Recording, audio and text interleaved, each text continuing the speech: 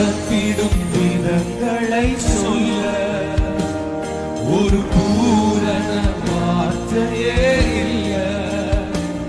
நீர் நடத்திடும் விதங்களை சொல்ல ஒரு பூரண வார்த்தையே எபினேசுரே, எபினேசுரே, எபினேசுரே, இந்நாள் வரை சுமந்தவரே.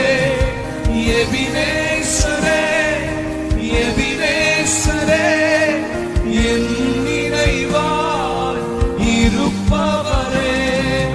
நன்றி நன்றி நன்றி, இதயத்தில் சுமந்தீரே. நன்றி நன்றி நன்றி நன்றி, கரு போல சுமந்தீரே.